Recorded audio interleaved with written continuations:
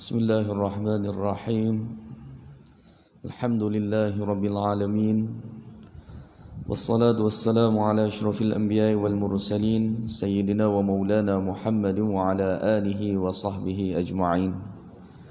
Qala rabbi shrah li sadri wa yassir li amri wahlul 'uqdatam min lisani yafqahu qawli. Rabbi ighfir lana wa liwalidina warhamhum kama rabbawna shighara. ولمعلمين ولمشايخنا في الدين ولجميع المسلمين والمسلمات والمؤمنين والمؤمنات الأحياء منهم والأموات برحمتك يا أرحم الراحمين.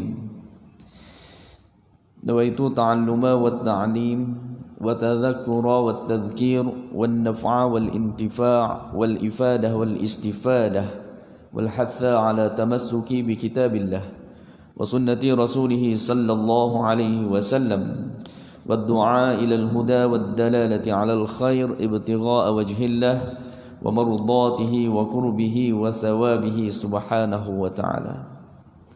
Jadi alhamdulillah, pertama sekali sebagai umat Islam, marilah kita sama-sama memanjatkan kesyukuran kita kehadrat Allah Subhanahu wa taala.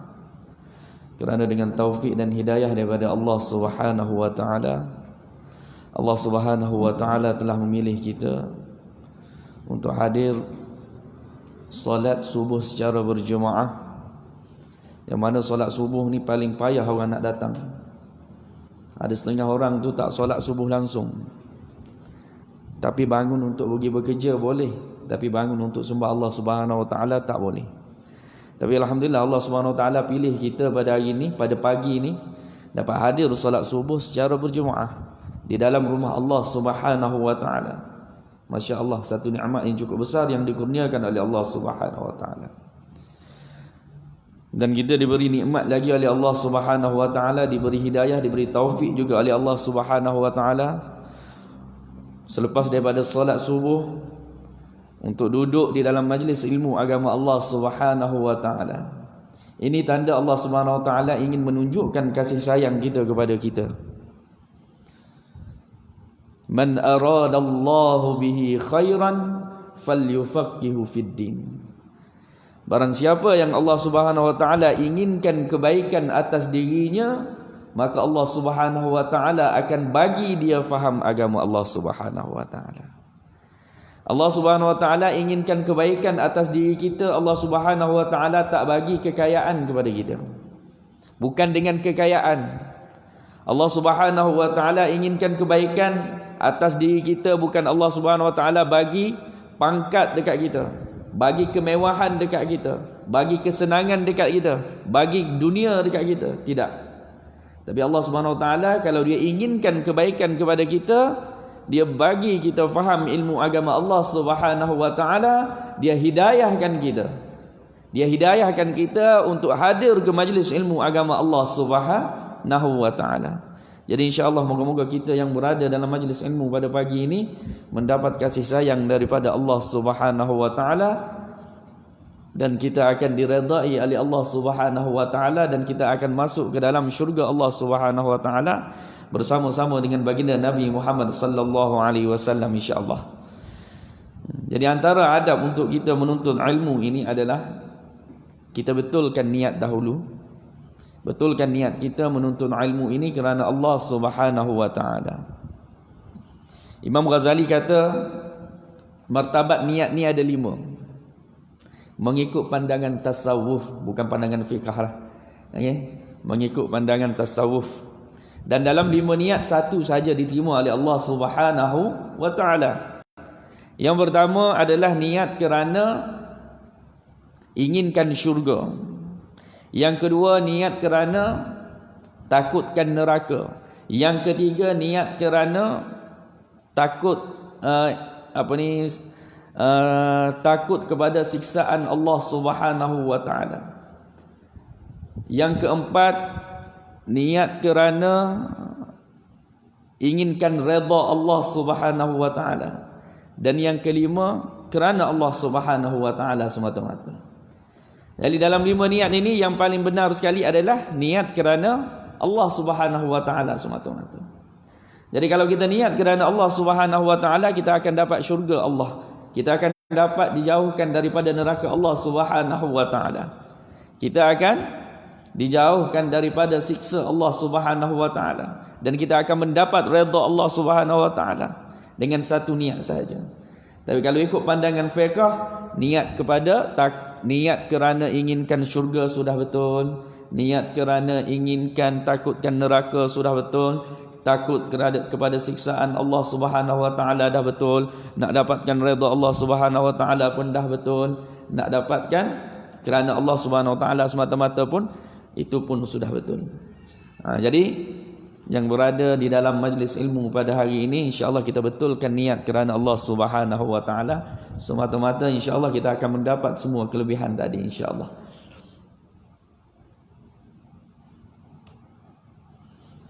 Ambil masa sekejap, betulkan niat kita. Lepas tu jangan lupa niat iktikaf bagi mereka yang belum lagi berniat iktikaf, insya-Allah.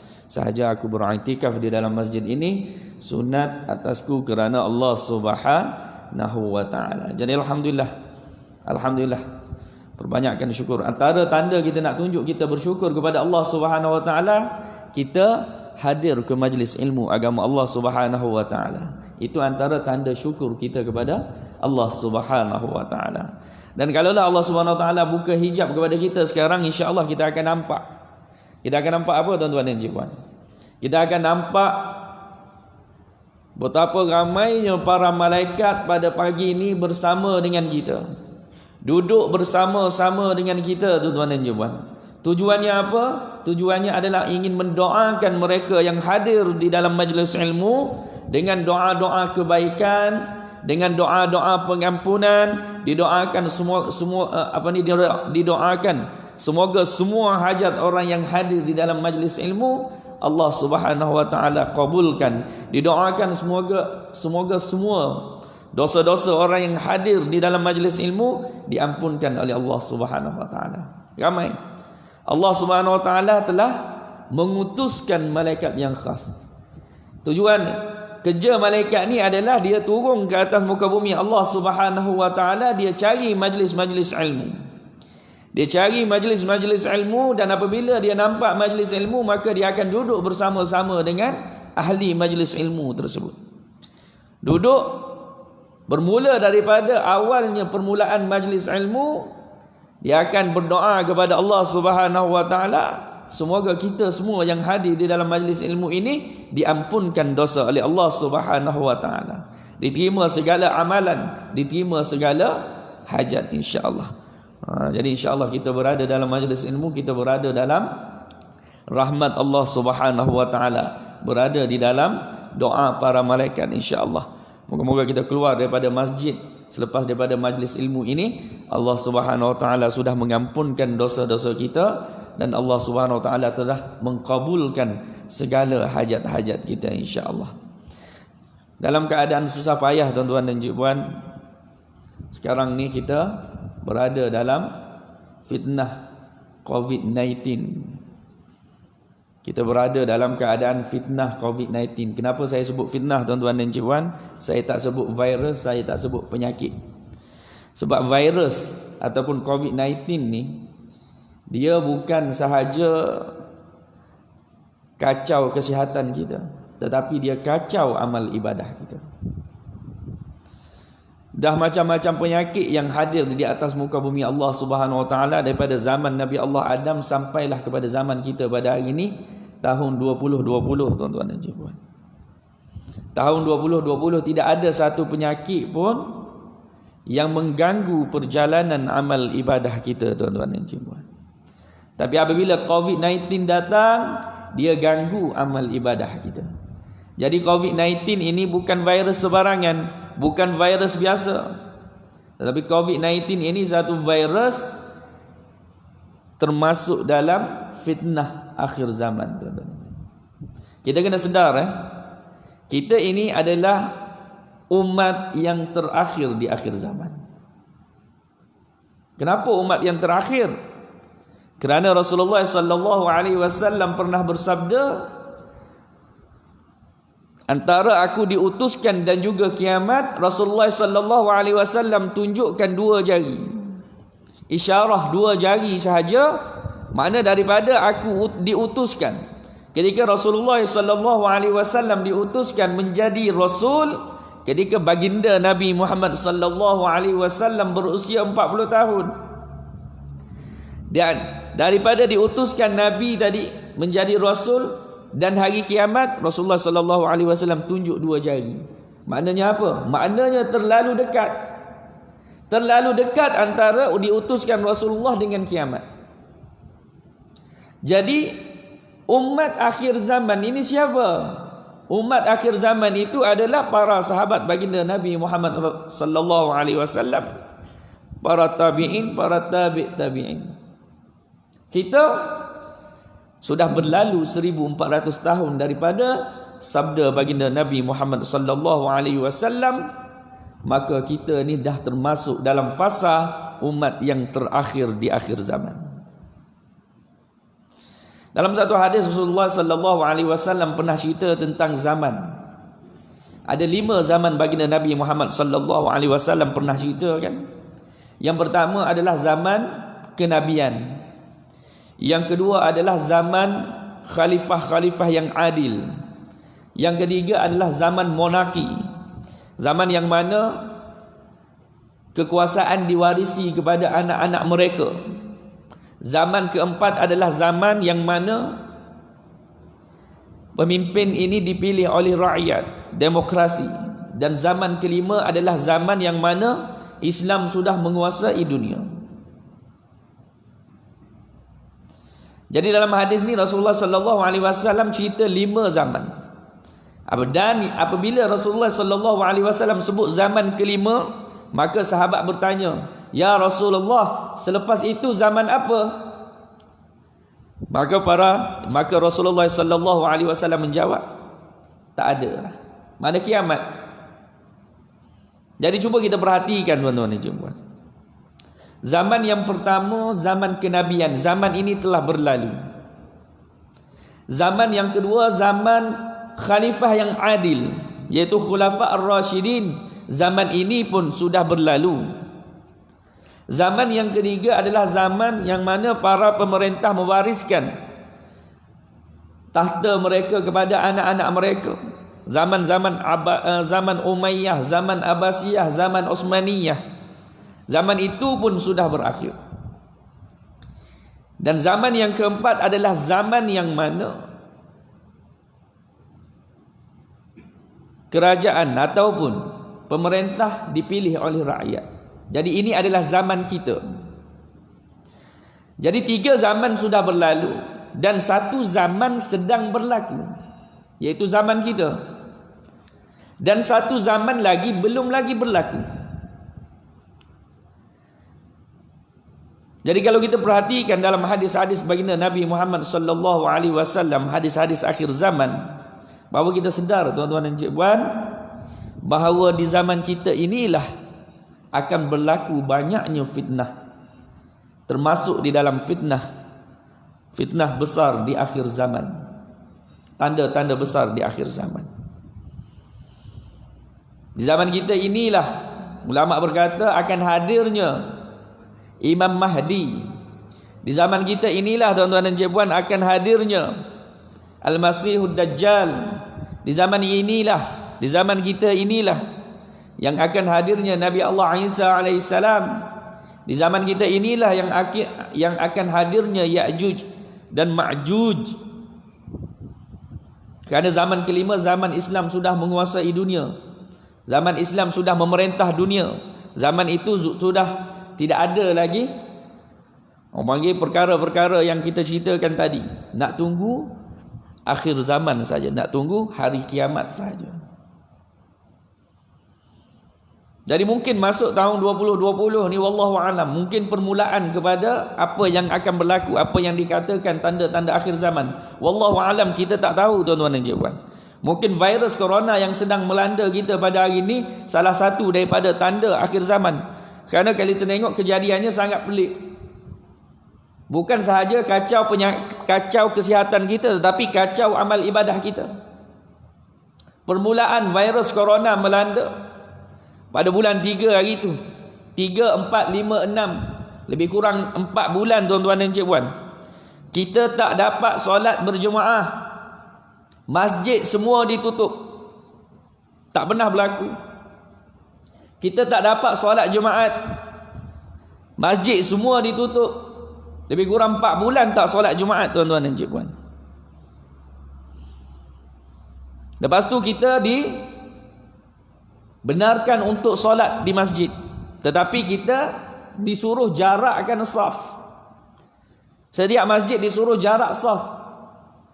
Semua masjid di seluruh Malaysia, hatta di dunia sekalipun, disuruh menjarakkan saf. Memang betul itu SOP, kita wajib ikut.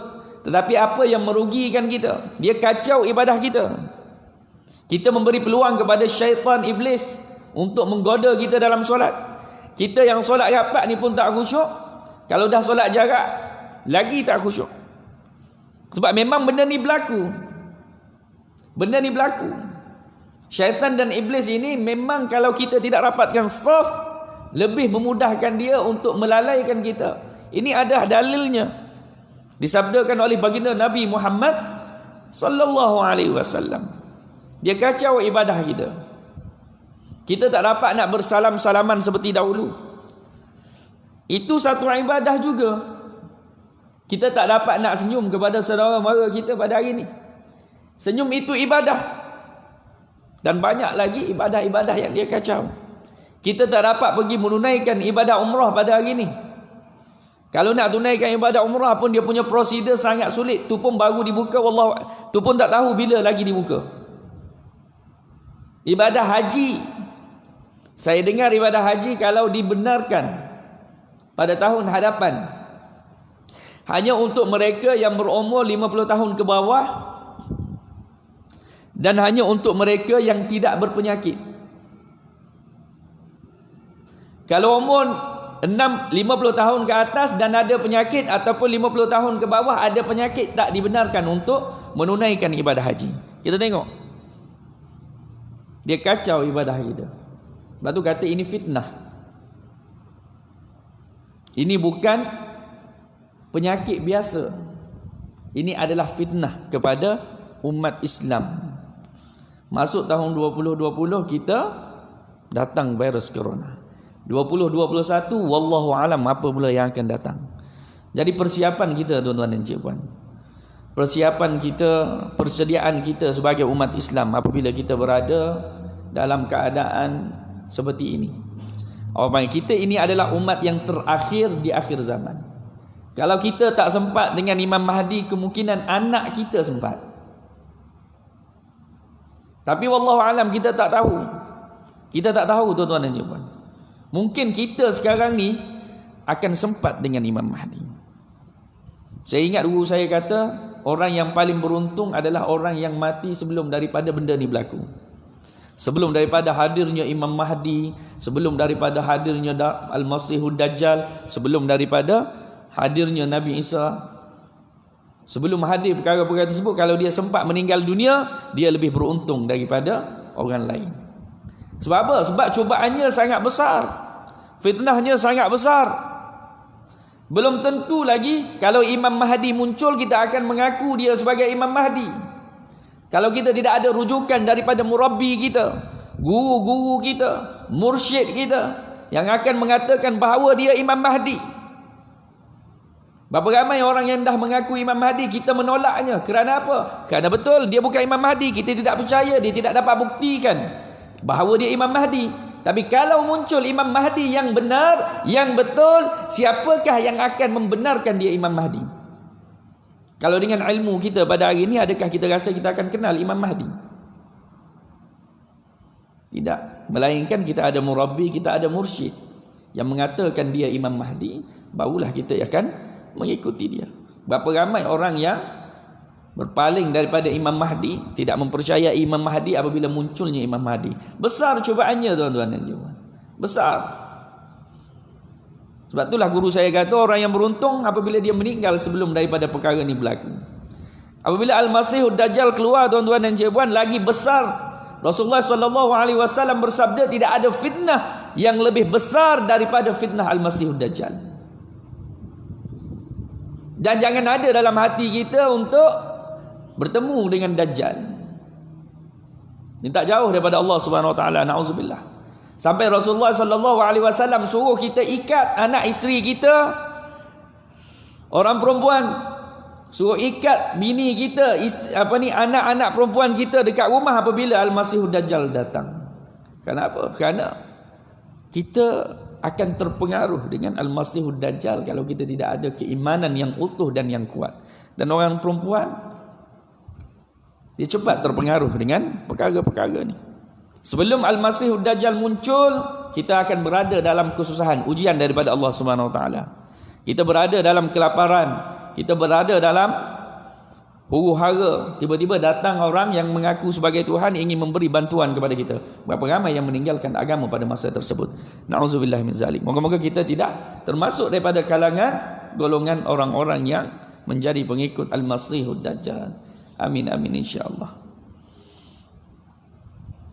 Jadi tindakan kita, tuan-tuan dan cikguan, apabila kita berada di akhir zaman, apabila kita berada di akhir zaman, tuan-tuan dan cikguan, kita dah tak ada masa sebenarnya. Kita dah tak ada masa untuk kita mengejar dunia.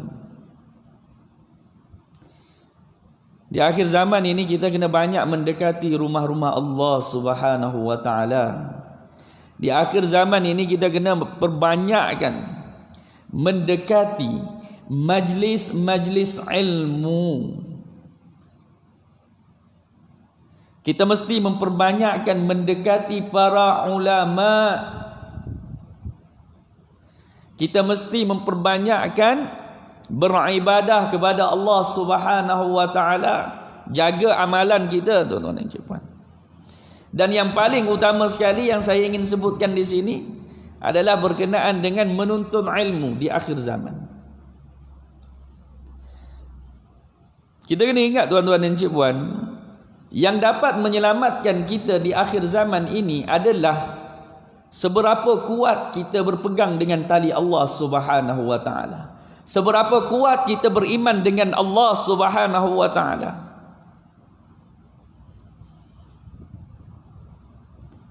Nak beriman dengan Allah Subhanahu Wa Taala tidak lain dan tidak bukan adalah melalui jalan ilmu. Kalau kita hanya kenal Allah Subhanahu Wa Taala, kenal macam itu sahaja, kenal lebih kurang sahaja, sebab kita ni lahir daripada rahim orang Islam. Lahir daripada rahim orang Islam, kita dah Islam. Jadi kita rasa okey lah dah Islam. Kita jangan harap benda tu dapat menyelamatkan kita di akhir zaman ini, tuan-tuan. Awaluddin ma'rifatullah. Awal agama itu adalah kita mesti mengenal Allah Subhanahu Wa Taala. Kalau kita tak kenal Allah Subhanahu Wa Taala, tidak ada agama bagi kita walaupun kita lahir di dalam rahim orang Islam sekalipun. Walaupun kita tak perlu bersusah payah untuk mendapatkan Islam pada hari ini, tapi kalau kita tidak mengenal Allah Subhanahu Wa Taala, sia-sia sahaja, tuan-tuan dan puan. Sia-sia sahaja. Kerana kenal Allah Subhanahu Wa Taala itu adalah kewajipan bagi setiap orang Islam. Kewajipan bagi setiap orang Islam, tuan-tuan dan puan. Jadi menuntut ilmu agama ini adalah satu perintah. Menuntut ilmu agama ini adalah satu perintah daripada Allah Subhanahu Wa Taala ke atas baginda Nabi Muhammad sallallahu alaihi wasallam, supaya disampaikan kepada umat baginda Nabi Muhammad sallallahu alaihi wasallam. Talabul ilmi fariidatun ala kulli muslim. Menuntut ilmu agama itu adalah kewajipan bagi setiap orang Islam yang mukallaf.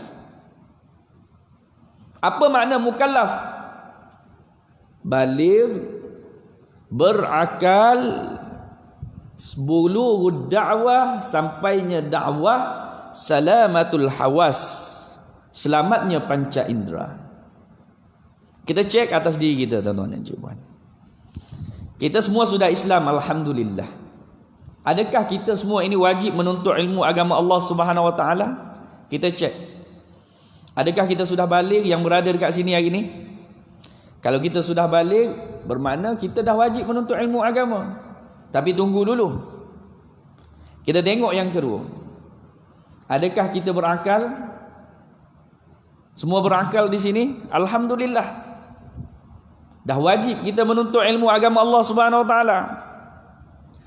Bulughul dakwah, sampainya seruan dakwah ke tempat kita. Adakah seruan dakwah sudah sampai? Dah. Sekarang ni dakwah tengah disampaikan. Dan Islam sudah masuk ke Melaka ni tahun berapa? 1500 lagi. Ada setengah riwayat lebih awal lagi. Ada riwayat kata para meswara ni sudah Islam sebelum dia datang ke Melaka lagi. Ayahnya zaman Sriwijaya sudah Islam. Nak kata Islam ni dah sampai lama dah dekat tempat kita. Salamatul hawas ini selamat panca indera. Adakah kita buta mata dan pekak? Dia kena dua. Kalau seseorang tu dia dilahirkan dalam keadaan mata buta dan dia pekak, maka dia dihukumkan seperti mana orang gila. Mana dia tak wajib apa-apa atas dirinya. Sebab apa? Nak bagi tahu tak dengar, nak tunjuk tak nampak. Tapi kalau salah satu, wajib belajar. Kalau setakat buta sahaja, telinga dengar, wajib belajar. Kalau setakat telinga sahaja tak dengar, mata nampak, wajib belajar. Jadi nak cerita dekat sini, apabila kita cukup 4 syarat mukallaf tadi, tidak ada alasan untuk kita tidak belajar ilmu agama Allah Subhanahu wa taala. Dan wajib di sini adalah wajib fardu ain. Kita selama ni kita nampak apabila fardu ain, kita nampak solat, kita nampak puasa, kita nampak zakat, kita nampak amal ibadah saja. Kita tak nampak menuntut ilmu ini adalah fardu ain juga. Dan dia lebih utama daripada benda-benda yang lain. Dia lebih utama daripada solat. Dia lebih utama daripada puasa, dia lebih utama daripada zakat. Kenapa? Kalau kita tak ada ilmu, kita tak mampu nak solat. Kalau kita tak ada ilmu, tak mampu nak puasa. Dan kalau kita solat dalam keadaan tidak ada ilmu, tidak diterima solat kita. Kita solat, kita puasa dalam keadaan tak ada ilmu kerana ikut-ikut orang sahaja, tidak diterima puasa kita, tuan-tuan. Sebab tu kata penting menuntut ilmu. Dan menuntut ilmu ini adalah sunnah baginda Nabi Muhammad sallallahu alaihi wasallam yang terbesar, dan dia adalah seutama-utama ibadah. Ramai orang kejar ingin melakukan sunnah baginda Nabi Muhammad sallallahu alaihi wasallam. Nak buat sunnah itulah, nak buat sunnah ni lah. Yang orang lelaki sunnah kahwin 4, selalu cakap nak kahwin 2, nak kahwin 3, nak kahwin 4, nak ikut sunnah. Tapi sunnah yang paling utama jarang orang nak bercakap, iaitu sunnah ilmu agama Allah Subhanahu wa taala. Belajar ilmu agama Allah Subhanahu wa taala. Orang yang tak belajar ilmu agama Allah Subhanahu wa taala, tuan-tuan dan cik puan, dia hidup di dalam dosa seperti mana orang meninggalkan solat. Orang yang meninggalkan solat, selama mana dia tidak mengqadhakan solat dia menanggung dosa dengan Allah Subhanahu wa taala. Dosanya setiap hari bertambah sampailah dia qadha solat tersebut, barulah dosa dia berhenti bertambah. Begitu juga dengan ilmu agama.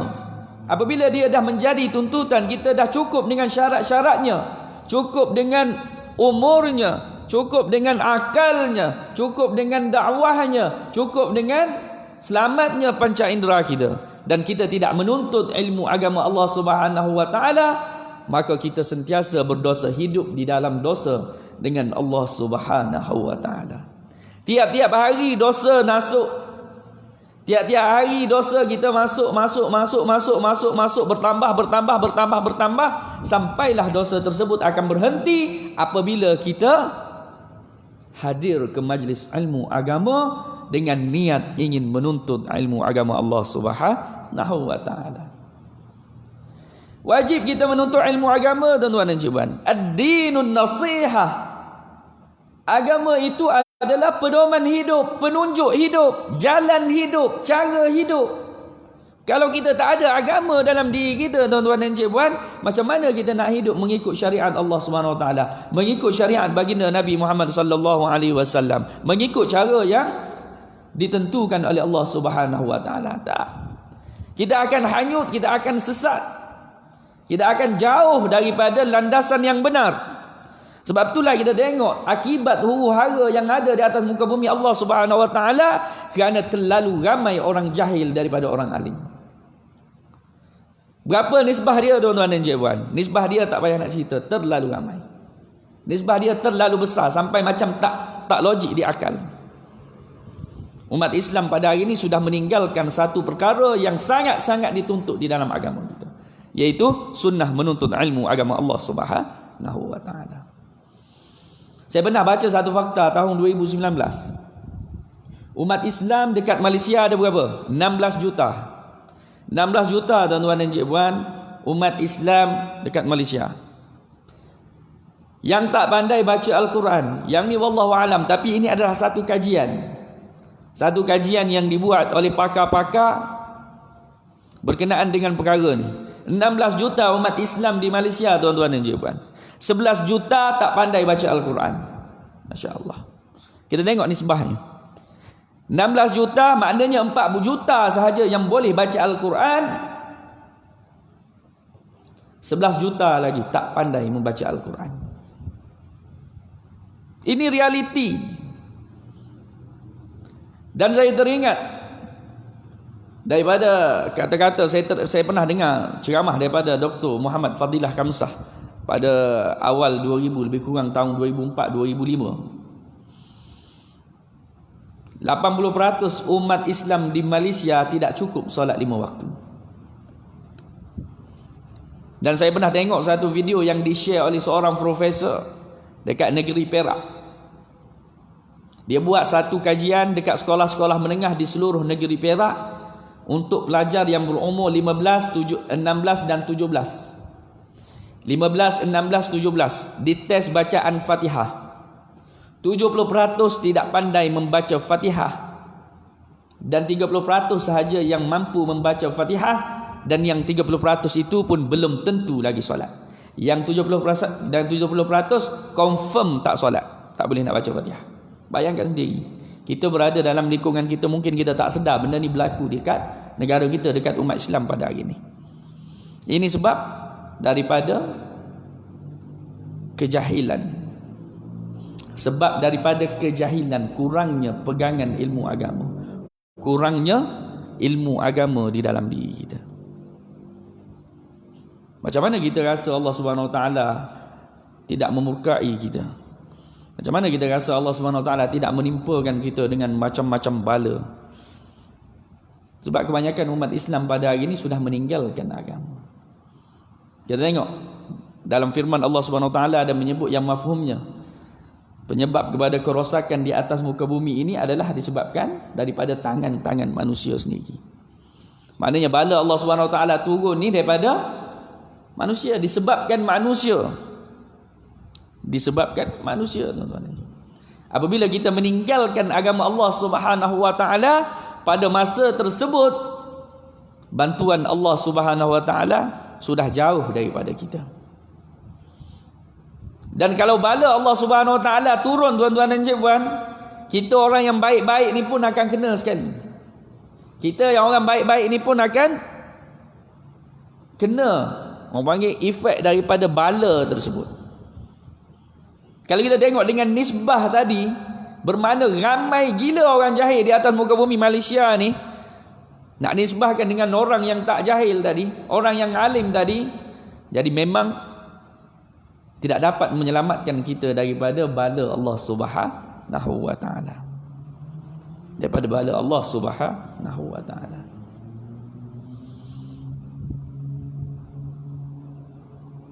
Jadi kita kena ada kesedaran, tuan-tuan dan puan. Selagi mana hayat dikandung badan, selagi mana kita masih hidup pada hari ini, selagi mana kita masih bernyawa pada hari ini, tuan-tuan dan puan, selagi itu sebenarnya Allah Subhanahu Wa Taala masih lagi memberi kesempatan kepada kita.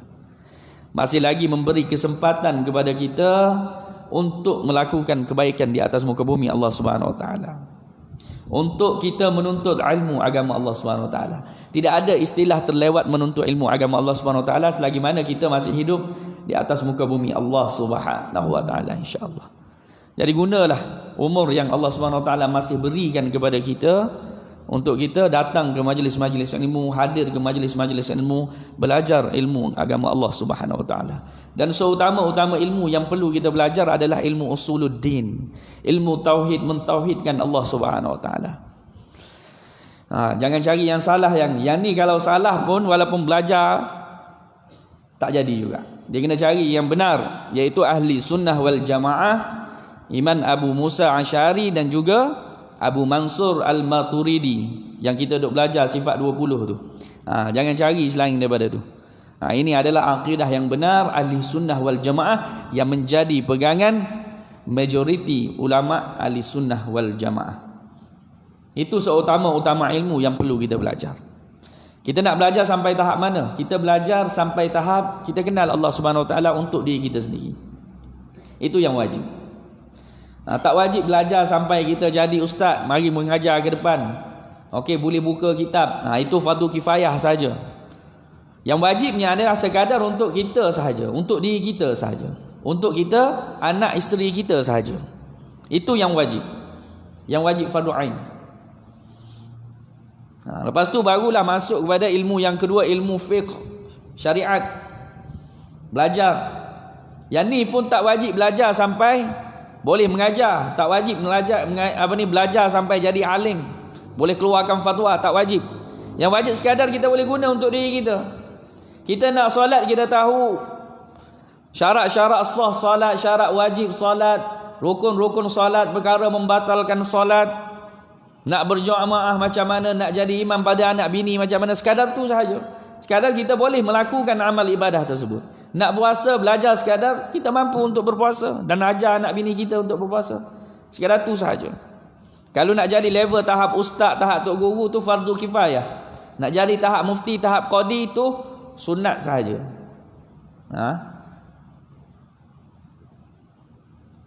Bukan Allah SWT nak bebankan kita dengan perkara ni. Sikit je yang perlu kita belajar. Tasawuf, kita kena belajar tasawuf, cara nak mendekatkan diri kepada Allah Subhanahu wa taala, nak mengikhlaskan diri, nak baiki hati biar cantik. Inilah 3 perkara yang wajib kita belajar: iman, Islam dan juga ihsan. Wajib kita belajar, kita tuntut, dan wajib kita menyuruh, wajib kita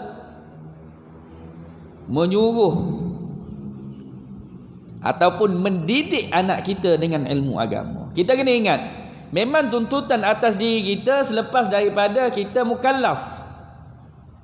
Tuntutan atas diri kita selepas daripada kita mukallaf, tuan-tuan dan puan.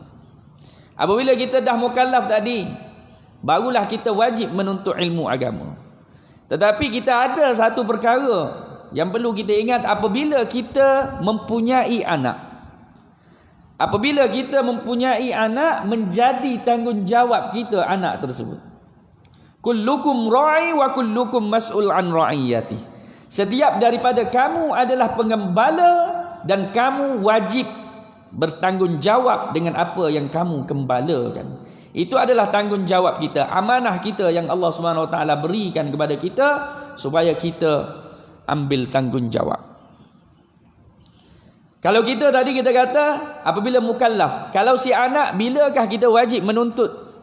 Bilakah kita wajib ajarkan dia tentang agama Islam? Dalam satu hadis baginda Nabi Muhammad sallallahu alaihi wasallam ada menyebut, muru auladakum bis-shalah wa hum abna'u 7 sinin wadribuhum 'alaiha wa hum abna'u 10 wa farriqu bainahum fil madaji. Dalam hadis ini Rasulullah sallallahu alaihi wasallam memerintahkan kita umat Islam, suruhlah anak kamu bersolat ketika dia berumur 7 tahun dan pukullah dia kalau dia tidak bersolat ketika dia berumur 10 tahun, dan asinglah tempat tidur daripada mereka bersama dengan mereka. Jadi dalam hadis ini Rasulullah sallallahu alaihi wasallam mengatakan kita wajib, bukan sunat, wajib atas setiap orang yang bergelar ibu bapa. Apabila anaknya berumur 7 tahun, dia wajib suruh anak dia solat. Wajib. Kalau apabila anak umur 7 tahun kita tak suruh anak kita solat, kita berdosa. Kita berdosa tuan-tuan dan puan. Dosa besar. Jadi ulama mengkiaskan hadis ini pada amal ibadah yang lain, seperti mana puasa, seperti mana menuntut ilmu agama Allah Subhanahu wa taala. Ulama mengkiaskan, bermakna paling lewat kita mesti didik anak kita dengan ilmu agama adalah ketika dia berumur 7 tahun. Paling lewat. Sebab kalau mengikutkan hadis ini, Rasulullah sallallahu alaihi wasallam tidak mengatakan ajarlah anak kamu solat ketika dia berumur 7 tahun, tetapi Rasulullah sallallahu alaihi wasallam sebut suruhlah anak kamu bersolat ketika dia berumur 7 tahun. Bermakna kita dah kena ajar anak kita tentang solat sebelum anak kita berumur 7 tahun. Maknanya sebelum umur 7 tahun kita mesti dah didik anak kita dengan ilmu agama Allah Subhanahu wa taala. Apabila kita sebut kata tentang solat, dia merangkumi seluruh benda, seluruh perkara di dalam agama ini. Dia ada ilmu di situ. Apabila nak suruh anak kita solat, wajib kita ajar solat kepada anak kita. Apabila kita nak suruh anak kita solat, mesti dia akan timbul pertanyaan, apa itu solat? Apa tujuan solat? Kenapa kita kena solat?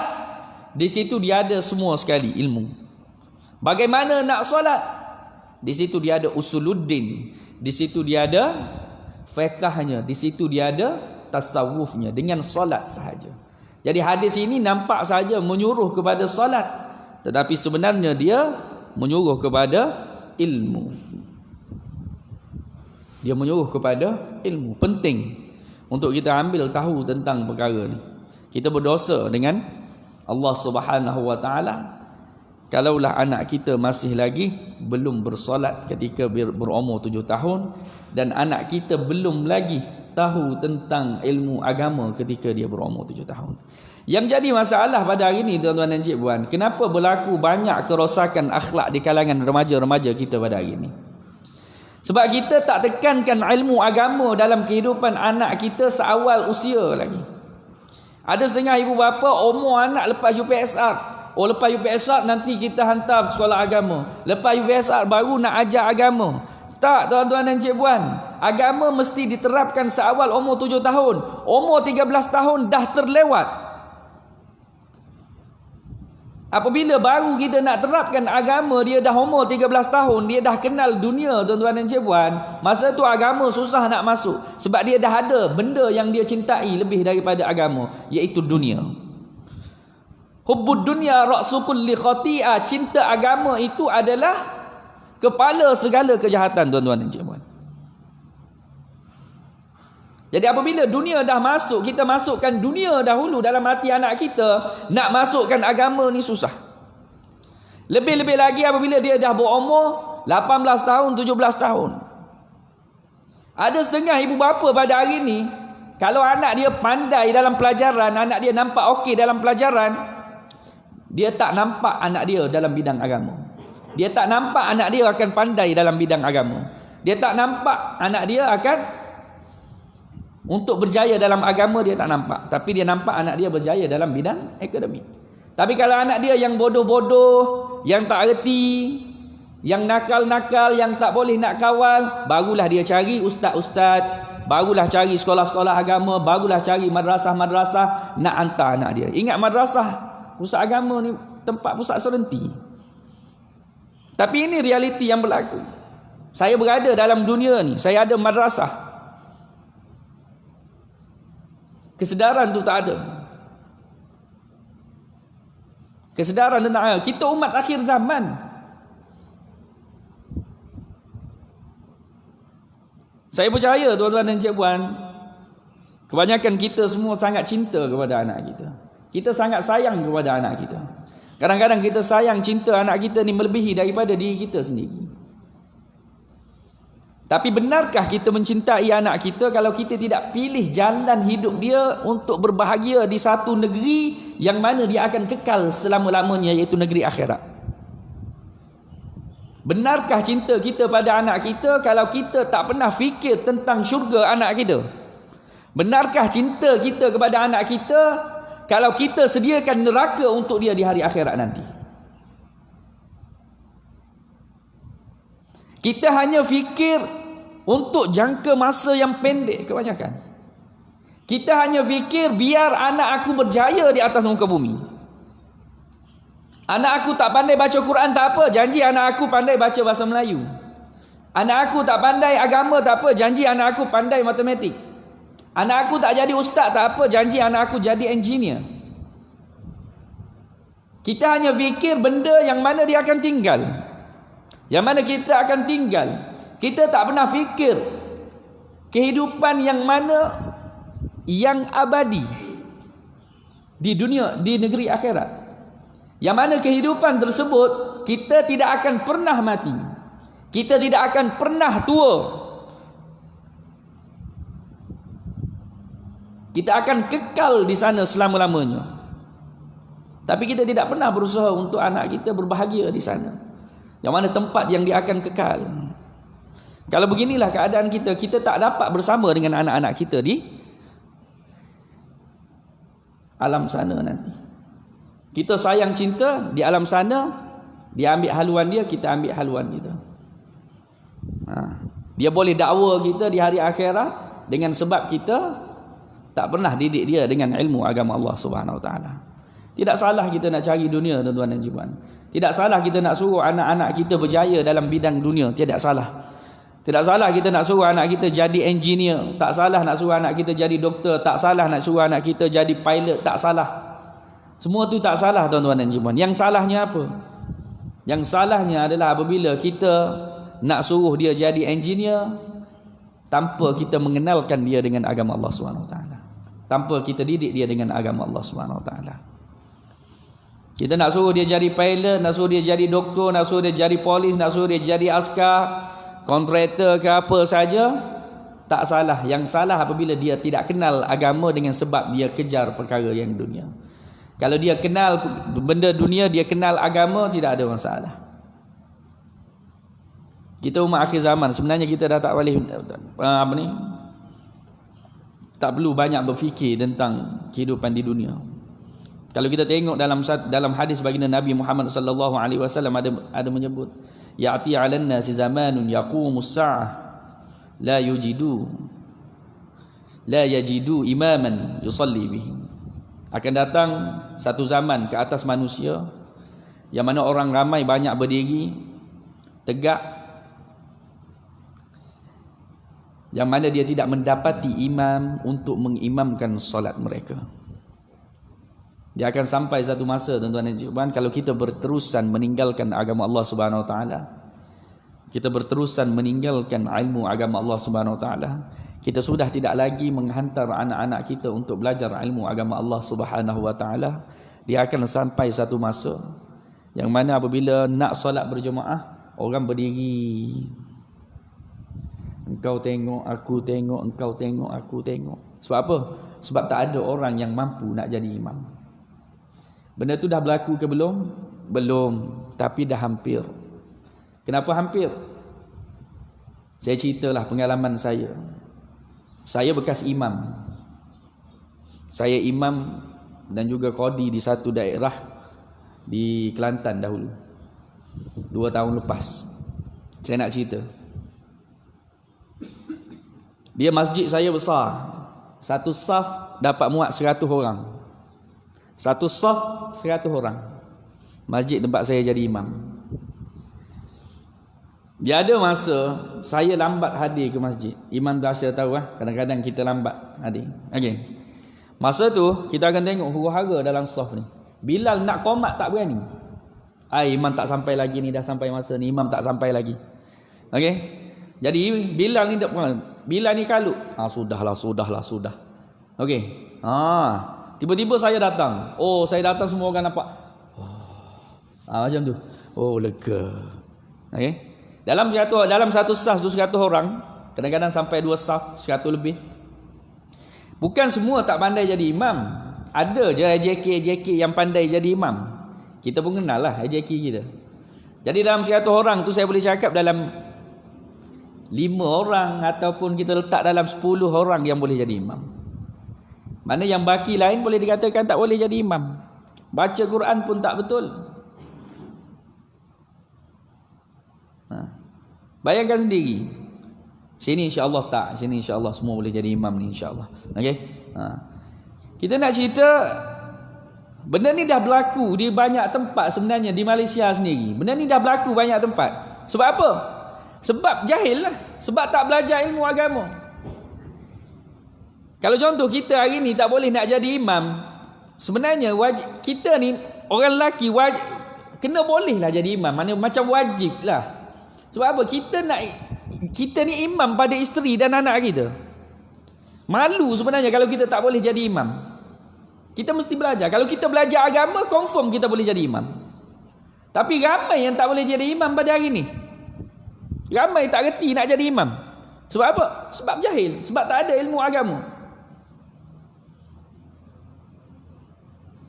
Takut naik baca salah Fatihah. Fatihah pun tak betul. Ramai. Bukan sedikit. Nak cerita. Maknanya, walaupun tak berlaku lagi pada zaman kita pada hari ini, tapi dia hampir, tuan-tuan dan puan. Dia hampir dengan apa yang Nabi SAW sabdakan. Tersangat hampir. Kemungkinan zaman anak kita. Apabila anak kita dah bayar-bayar kita pada hari ini, zaman dia berlaku. Zaman dia berlaku. Sebab hari ini pun kita dah tengok dah ramai yang tak boleh nak jadi imam. Ramai. Sebab apa? Sebab atuk ayah kita dulu, mak ayah kita dulu. Mak ayah tak didik kita dengan agama.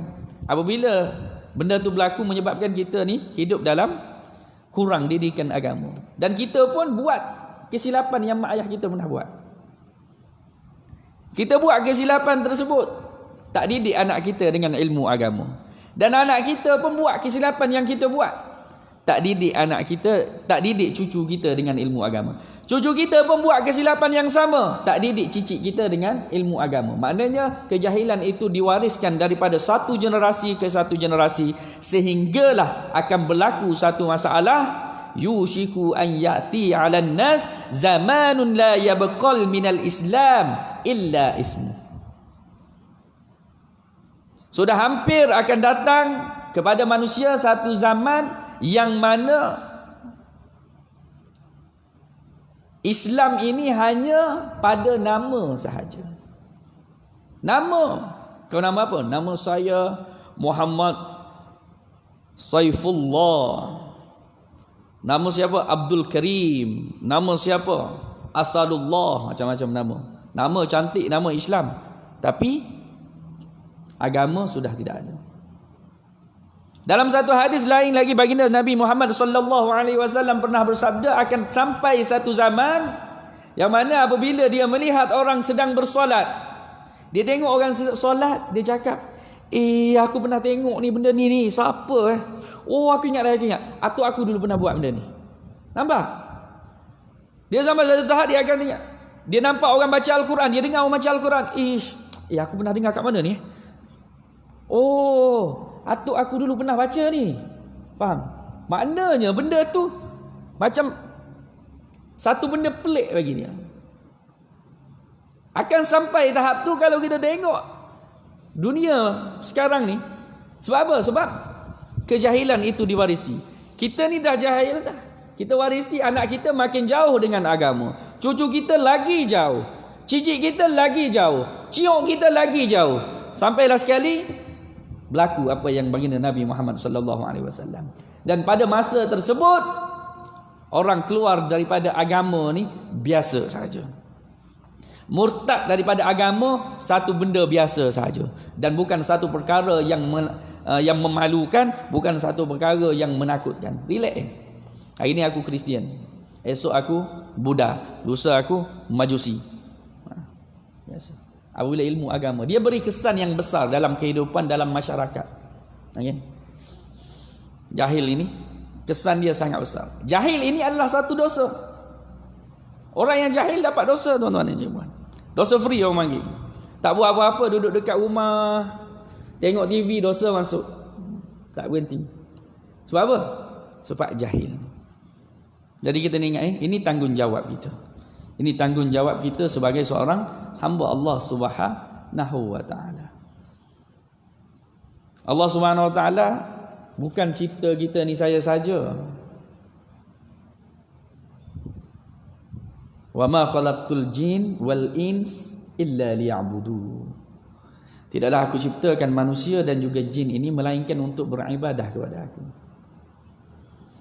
Maknanya ada tujuan kita diciptakan. Kita hadir atas muka bumi Allah Subhanahu Wa Taala pada hari ini ada tujuan dia, ada sebab dia. Bukan saja-saja Allah Subhanahu Wa Taala buat nak isi masa lapang, tak. Ada sebab, ada tujuan, ada tanggungjawab yang perlu kita tunaikan terhadap Allah Subhanahu Wa Taala. Untuk beribadah, untuk menyembah Allah Subhanahu Wa Taala. Kalau tak ada ilmu, macam mana kita nak beribadah kepada Allah Subhanahu Wa Taala? Macam mana kita nak sembah Allah Subhanahu Wa Taala? Tak ada jalan, tuan-tuan dan puan. Hanya jalan agama yang dapat menyelamatkan kita, melindungi kita, menjadikan kita hamba Allah yang lebih baik lagi. Jadi kita kena ada kesedaran tentang perkara ni. Lebih baik kita ni umat akhir zaman. Kita ni umat akhir zaman. Kita hidup di akhir zaman. Kita hidup dalam dunia yang penuh dengan fitnah, penuh dengan pancaroba. Maka pada masa ni kita perlu kurangkan diri kita untuk sibukkan diri kita dengan perkara-perkara dunia. Mana kita kena lebihkan urusan akhirat kita. Banyakkan hadir majlis-majlis ilmu, banyakkan beribadah, banyakkan berselawat kepada baginda Nabi Muhammad sallallahu alaihi wasallam. Banyakkan bertaubat kepada Allah Subhanahu wa taala. Dan banyakkan baca surah Kahfi. Surah Kahfi ini penting ya. Di akhir zaman ini di antara benda yang dapat melindungi kita, mempertahankan kita insya-Allah daripada fitnah-fitnah yang sedang berlaku ni. Kita tak tahu apa pula yang akan berlaku 2021. Kita tengok hari ni dah masuk 20. Hari ni berapa? Hari ni 12 lah. Hari ni 12 hari bulan 12 bersamaan dengan 26 Rabiul Akhir. 26 Rabiul Akhir 12 hari bulan 12. Bayangkan tuan-tuan dan cikgu, dah masuk bulan 12 tanpa kita sedar. Kita rasa baru kena Covid kemarin dulu. Sebenarnya kita dah kena Covid bulan 3 tahun ni. Sekejap je. Masa berlalu sekejap je. Akhir zaman. Akhir zaman tuan-tuan dan cikgu, masa kita rasa sekejap saja. Hadis Nabi ada cerita tentang perkara ni. Bukti dia kita boleh tengok. Kalau pakcik-pakcik yang umur 40, 50, 60 dia boleh tengok. Kalau zaman dia budak-budak dulu, zaman budak-budak dulu kita nak puasa satu hari, nak sampai waktu zuhur tu, Masya Allah, lembiklah kita. Budak hari ni umur 6 tahun, selamba puasa, sebulan tak tinggal. Kita dulu heran kita, aku dulu betapa susahlah puasa, relax je budak hari ni. Anak saya umur 5 tahun, puasa sebulan penuh. Nak cakap apa? Masa dulu lebih panjang sebenarnya. Tapi dari nisbah 24 jam lah. Tapi dia makin dekat dengan akhir zaman ni, makin kita rasa masa kita pendek. Kita tak perasan, seminggu kejap je. Ni dah masuk akhir tahun, dah setahun dah ni tuan-tuan dan puan, setahun. Berapa hari lagi nak habis bulan tahun 2020? Berapa hari lagi? Sekejap je masa berlalu tuan-tuan dan puan. Maknanya kita betul-betul berada di akhir zaman. Tak ada keraguan lagi tuan-tuan dan puan. Tak ada keraguan lagi, kita dah berada di akhir zaman. Kita dekat dengan hari kiamat. Kita dekat dengan banyak fitnah yang akan melanda. 2021 kita tak tahu apa pula yang akan datang. Penami kata bala apa pula yang nak datang ni dalam cerita Madu 3. Nak kata kita dah semakin hampir dengan akhir zaman. Jadi sebenarnya kita tak ada masa. Kalau kita ada kesedaran, betul-betul kesedaran, sebenarnya tuan-tuan dan puan, kita dah tak ada masa sebenarnya untuk fikir tentang dunia. Kita dah tak ada masa nak fikir anak kita ni nak berjaya dalam SPM ke, anak kita nak berjaya dalam UPSR ke, anak kita nak berjaya dalam PT3 ke. Kita sebenarnya tak ada masa dah nak fikir untuk anak kita tentang dunia. Kita sepatutnya fokus pada anak kita, apa yang perlu untuk menyelamatkan anak kita di akhir zaman ini. Agama. InsyaAllah InsyaAllah moga-moga kita dapat manfaat daripada perkongsian ini, insyaAllah. Moga-moga kita dapat muhasabah diri kita, supaya kita jadi hamba Allah yang lebih baik lagi. Apa yang kita inginkan adalah kebaikan daripada Allah Subhanahu Wa Taala di dunia dan juga kebaikan daripada Allah Subhanahu Wa Taala di hari akhirat nanti. Itulah yang lebih utama. Itulah yang lebih utama. Insya-Allah kita khair di dunia, kita khair di hari akhirat. Kita takut kita khair di dunia, di hari akhirat kita tak khair. Baik di dunia, akhirat kita tak baik. Kita tak nak macam tu. Okey? Insya-Allah sama-sama kita muhasabah kita renungkan balik. Kita renung balik, kita tengok balik dan kita ubah diri kita. Belum terlambat lagi insya-Allah. Belum terlambat selagi mana hayat dikandung badan. Selagi mana kita masih lagi hidup di atas muka bumi Allah Subhanahu Wa Taala, tidak ada istilah terlewat sebenarnya. Insya-Allah Allah Subhanahu Wa Taala masih lagi memberi peluang kepada kita, masih lagi memberi jalan kepada kita untuk berubah menjadi hamba Allah yang lebih baik. Imam Ghazali kata, tidaklah Allah Subhanahu Wa Taala izinkan kita bangun setiap pagi itu melainkan Allah Subhanahu Wa Taala nak suruh kita, nak beri peluang kepada kita supaya bertaubat kepada Allah Subhanahu Wa Taala, insya-Allah. InsyaAllah itu saja saya rasa. Moga-moga apa yang saya sampaikan ini kita dapat sampaikan kepada lebih ramai lagi orang, saudara mara kita, anak isteri kita, jiran tetangga kita, biar kita sama-sama berubah menjadi hamba Allah yang lebih baik lagi, insyaAllah. Subhanakallahumma wa bihamdika asyhadu an la ilaha illa anta astaghfiruka wa atubu ilaik. Bismillahirrahmanirrahim. Wal 'asri innal insana lafi khusr illa alladhina amanu wa 'amilus shalihat wa tawasaw bil haqqi wa tawasaw bis sabr. Bismillahirrahmanirrahim. Alhamdulillahirabbil alamin wassalatu wassalamu ala asyrafil anbiya'i wal mursalin sayyidina wa maulana Muhammadin wa ala alihi wa sahbihi ajma'in. Allahumma faqqihna wa 'alimna, Allahumma faqqihna wa 'alimna, Allahumma faqqihna wa 'alimna. Allahumma iftah 'alaina futuhal 'arifin, rabbi zidni 'ilma warzuqni fahma. Ya muallima Ibrahim al-hikma 'allimni bi rahmatika ya arhamar rahimin. Allahumma inna na'udzubika minal hammi wal hazan wa na'udzubika minal 'ajzi wal kasal wa na'udzubika minal jubni wal bukhl wa na'udzubika min ghalabatid daini wa qahri rijal. Allahumma inna na'udzubika min 'azabil القبر ومن عذاب جهنم ومن فتنة المحيا والممات ومن فتنة المسيح الدجال يا مقلب القلوب ثبت قلبنا على دينك وعلى طاعتك وصلى الله على سيدنا محمد وعلى آله وصحبه وسلم سبحان ربك رب العزة عما يصفون وسلام على المرسلين الحمد لله رب العالمين تقبل الله منكم. الله